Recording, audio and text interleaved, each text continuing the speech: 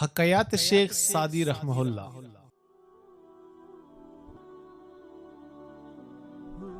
اگر چڑیوں میں اتحاد ہو جائے تو وہ شیر کی کال اتار سکتی ہے۔ شیرین کلام اور نرم زبان انسان کے غصے کی آگ پر پانی کا سا اثر کرتی ہے۔ اپنے سے اچھے کو تلاش کر، اپنے جیسے کے ساتھ تو عمر ضائع کرے گا۔ دنیا داری نام ہے اللہ سے غافل ہو جانے کا۔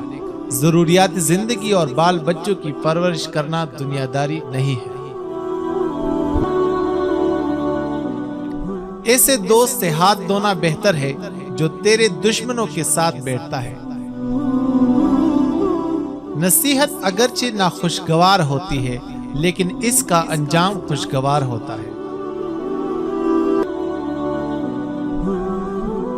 آدمی کے جھوٹا ہونے کے لیے اتنا ہی کافی ہے کہ وہ ہر سنی سنائی بات پر یقین کر لے۔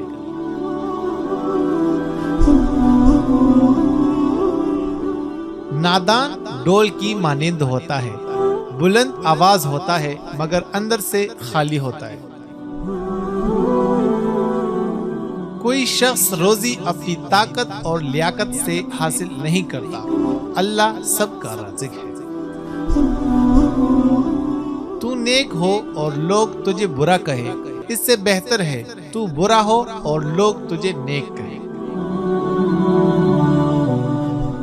جب تک تم اپنی خودی کے احساس میں سرمست ہو، تم کسی باکمال کے کمالات کے کیا قدر کر سکتے ہو؟